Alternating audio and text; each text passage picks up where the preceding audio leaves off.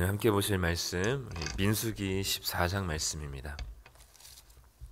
구약성경 민수기 14장 구약성경 218쪽에 있습니다.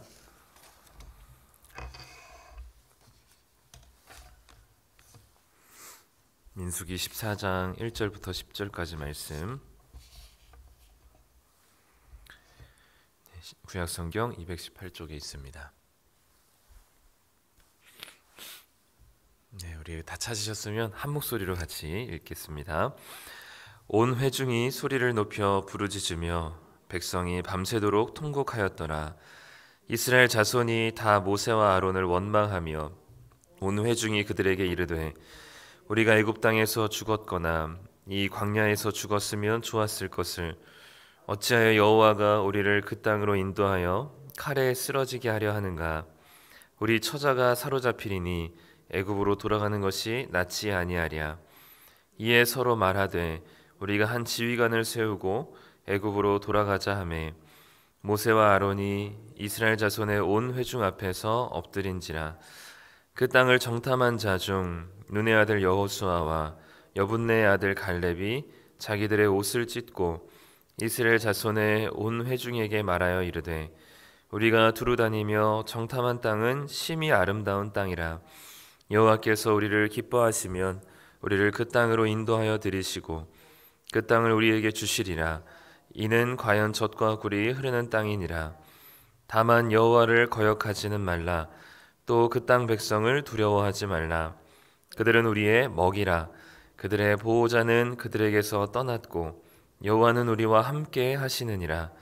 그들을 두려워하지 말라 하나 온 회중이 그들을 돌로 치려 하는데 그때 여호와의 영광이 회막에서 이스라엘 모든 자손에게 나타나시니라. 아멘. 네, 이 시간 우리 함께 민수기 말씀 나눌 텐데요. 네, 어제 여기도 되게 깨끗하게 다 청소하셔가지고 제일 깨끗한 산뜻한 시간에 새벽기도를 드립니다. 첫 청소 이후 첫 모임인데 어제 대청소하시느라 고생들 많으셨고요. 또 고기는 안 드시고 또 그냥 청소만 하고 가신 분들도 많으셔가지고 어제 고생 많으셨습니다. 오늘 민수기 말씀은 지난 이제 그 금요일날 말씀드렸던 것처럼 13장에 있었던 가나안 정탐 이후에 이제 12명의 정탐꾼과 정탐꾼의 보고 속에서 10명의 정탐꾼이 그 땅 백성에 대한 보고를 하면서 두려움에 이제에 대한 보고를 해석을 했죠. 이 두려움이 전염병 같이 전염성이 있는 것 같아요. 그래서 이 10명의 정탐꾼의 보고를 들은 백성들이 마찬가지로 그들 10명의 정탐꾼의 두려움을 그대로 이어받아서 이제 통곡하는 장면이 1절부터 시작됩니다. 근데 그 통곡이 얼마나 이렇게 심각했고 그리고 심하게 통곡을 했는지 3번의 동사가 이렇게 반복돼서 동일한 비슷한 동사가 반복돼서 나오거든요. 14장 1절에 보면 온 회중이 소리를 높여서 소리를 높이다, 그리고 부르짖다, 그리고 통곡하다, 비슷한 이야기들을 3번이나 연속으로 반복해서 소개하면서 이 백성들의 두려움과 슬픔이 얼마나 극에 달해 있는지를 되게 강조하면서 보여주고 있습니다. 이제 누구도 이 백성들을 말릴 수 없을 지경에 이르는 상태가 되죠.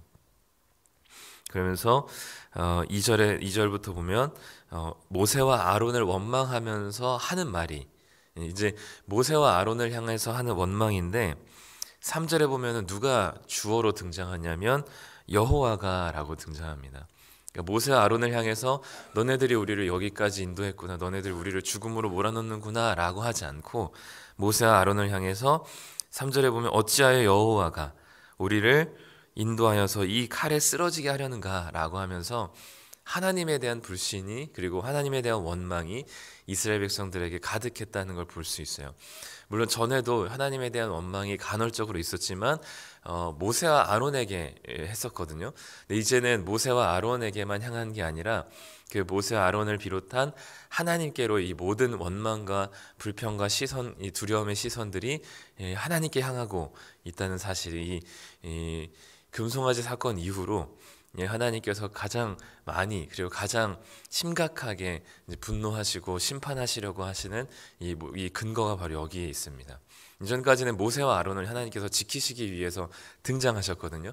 근데 이제는 모세와 아론에 대한 원망이 아니라 이제는 하나님께 대한 원망과 불평으로 이 이스라엘 백성들이 확장됩니다. 그래서 3절에 보면은 4절에 보면은 이에 서로 말하되 우리가 한 지휘관을 세워서 애굽으로 돌아가자. 이 얘기는 모세와 아론을 갈아치우겠다는 게 아니고 하나님을 갈아치우고 싶다는 이야기입니다. 여기서는 계속해서 하나님에 대한 원망으로 시작되기 때문에 우리가 한 지휘관을 세우겠다는 게 모세와 아론 너희들을 갈아치우겠다는 게 아니라 내가 하나님을 더 이상 믿지 않겠다. 이젠 다시 돌아가서 이전처럼 하나님이 없던 시간으로 다시 되돌아가서 다시 우리가 예전처럼 살고 싶다라는 이 이스라엘 백성들의 아주 강력한 하나님에 대한 거부가 이제 드러나는 거죠.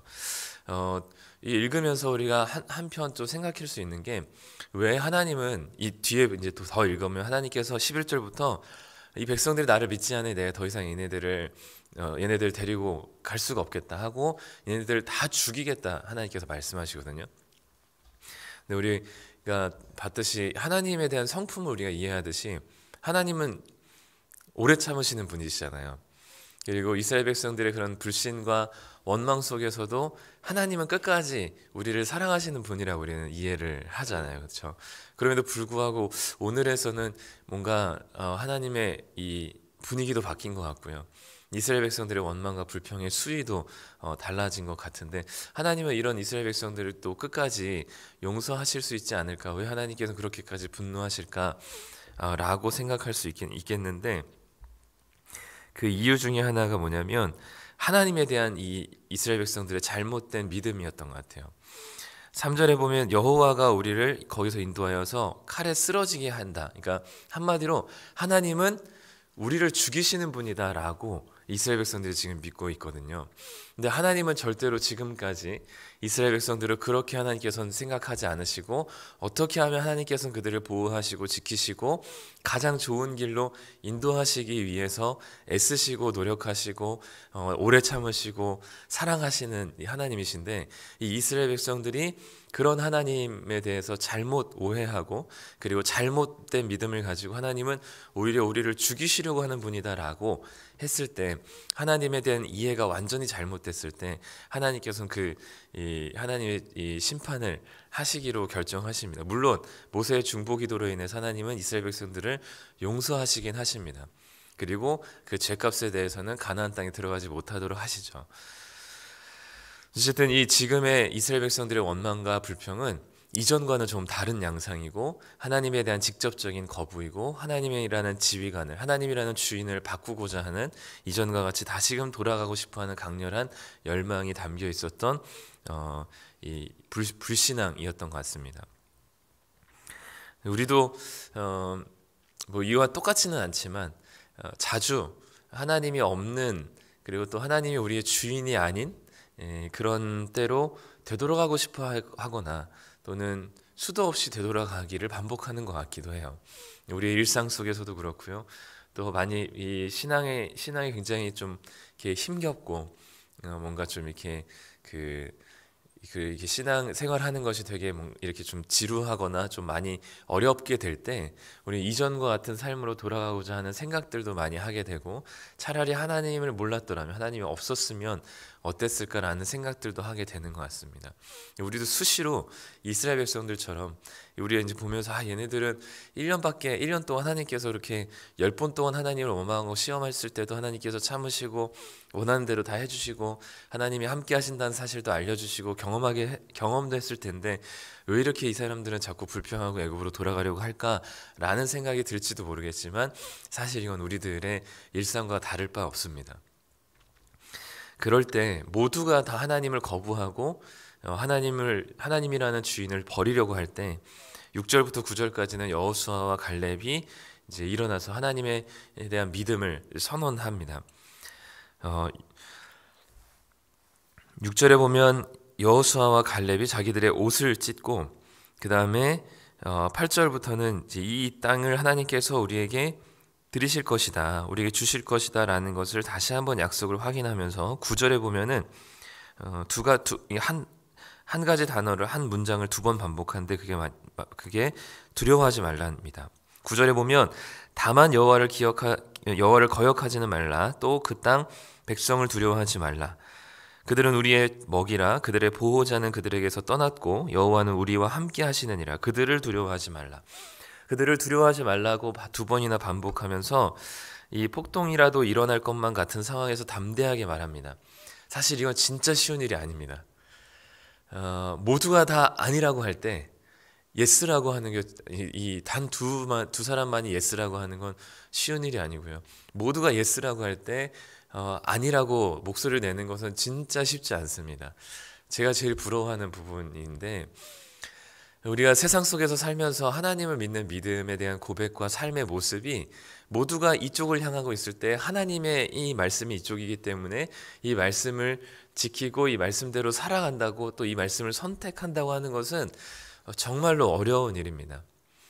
모두가 다 이쪽을 맞다고 생각할 때 아니라고 얘기하는 것은 이건 정말 믿음이 필요한 문제이거든요. 하나님을 얼마나 신뢰하느냐에 따라서 그 믿음의 선택을 할 수 있는 겁니다.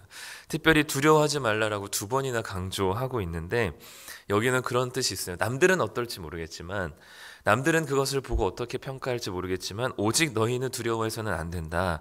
가나안 땅의 백성이 약해서가 아닙니다. 거기 안악 자손이 우리가 쉽게 정복할 수 있는 대상이기 때문에 현실이 상황이 좀 녹록하지 않다는 것을 여호수아와 갈렙도 잘 알고 있었습니다. 그들이 얼마나 강한지 그 땅을 정복하는 것이 얼마나 힘겨울 수 있는지를 이 여호수아와 갈렙도 알고 있었어요. 그럼에도 불구하고 그 현실이 그들에게 현실 속에서도 모두가 다 아니라고 할 때 할 수 있다고 예스라고 할 수 있는 유일한 이유가 뭐였냐면 여호와 하나님이 우리의 보호자가 되시기 때문이라는 거죠. 그들의 보호자는 떠났다. 그들을 지키는 사람은 더 이상 없다. 그러니까 우리와 하나님 없이 우리와 그들을 보면 당연히 우리가 지는 게임이고 당연히 우리가 정복할 수가 없는데 걔네들에게는 그들만 있을지 모르겠지만 우리들에게는 하나님이 계시다는 사실을 이 여호수아와 갈렙은 너무나 확신하고 있었고 그것을 신뢰하고 있었습니다. 그래서 결국에는 이 여호수아와 갈렙에게는 중요한 것은 이 땅이 얼마나 강하냐, 현실이 얼마나 힘드냐, 상황이 얼마나 우리를 옥죄오느냐가 아니라 하나님이 우리와 함께 하시느냐, 이게 이들이 나아가야 될 중요한 근거가 됐었던 거죠. 이게 바로 믿음의 차이이고 믿음의 차이가 나니까 그것을 바라보는 관점의 차이가 납니다.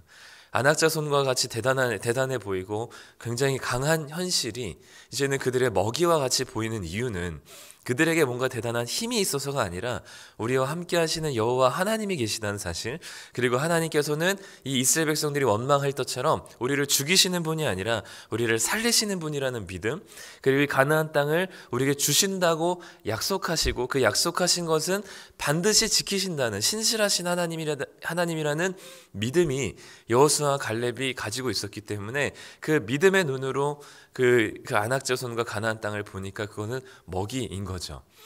우리도 현실 속에서 또 어려운 상황들을 자주 마주합니다. 그 속에서 원망하기도 하고 불평하기도 하고 좌절하기도 하죠. 그럼에도 불구하고 우리가 다시 일어날 수 있고 그 현실 속에서도 그나마 버텨낼 수 있는 이유는 뭐냐면 하나님께서 나와 함께 하시고 그 하나님께서는 우리 이 현실보다 크신, 문제보다 크신 분이시고 그 하나님께서는 우리를 끝까지 천국 하나님께서 완성하시는 그 마지막 길까지 인도하실 것이라는 신실한 하나님이시라는 믿음이 있다면 그 현실 속에서도 아주 주저하지 않고 일어날 수 있을 것입니다. 잠언에서도 악인과 의인의 차이를 악인이 죄를 많이 짓고 의인이 죄를 덜 짓는 게 아니라 악인은 아주 엎드러지지만 의인은 넘어지더라도 다시 일어나는 자라고 표현합니다. 일어날 수 있는 것은 그들에게 대단한 힘이 있어서가 아니라 바로 하나님을 의지하는 믿음 때문인 거죠. 하나님을 의지하는 자가 의인이고 하나님을 의지하지 않고 불신앙으로 자기만을 보고 현실에 안주하여서 도망가고 또 하나님에 대한 불신으로 살아간다면 그게 악인인 겁니다. 그렇기 때문에 오늘도 우리에게 필요한 것은 하나님을 믿는 믿음인 거죠. 그 믿음 안에서 바라보는 세상은 그렇게 녹록하지 않겠지만 믿음으로 바라보는 시선으로 세상은 우리의 먹이입니다. 우리를 옥죄어오고 있는 가난, 또 우리를 힘들게 하는 관계, 여러 가지 상황들의 문제들은 우리에게 있어서는 먹이일 수밖에 없는 시선으로, 관점으로 바뀌는 거죠. 믿음이 우리의 시선을 바꿉니다. 그렇기 때문에 그리스도인들에게는 이 믿음 때문에 똑같은 현실을 살지만 기쁨과 감사로 살 수 있는 거죠. 근데 이 믿음보다 더 이 믿음이 중요한데, 이 믿음이 필요하기, 믿음을 가지기 위해서는, 또 이 믿음으로 이 땅을 바라보기 위해서는 한 가지가 필요한 것 같습니다. 그게 더 중요한 것 같은데, 그게 바로 5절 말씀인데요. 우리 5절 말씀 제가 읽어보도록 하겠습니다. 모세와 아론이 이스라엘 자손의 온 회중 앞에서 엎드린지라 라고 기록합니다. 이거는 백성들 앞에서 미안합니다 라고 엎드린 게 아니고요, 기도하는 겁니다. 뒤에 보면 16장에서도 또 이 회중 앞에서, 회중 안에서, 회중 가운데서 이제 그 엎드려서 기도하는 모세와 아론의 장면이 나오는데, 이것은 그래서 백성들 앞에서 엎드렸다기보다는 백성들이 보는 앞에서 이 모세와 아론이 엎드렸습니다. 기도하는 거죠.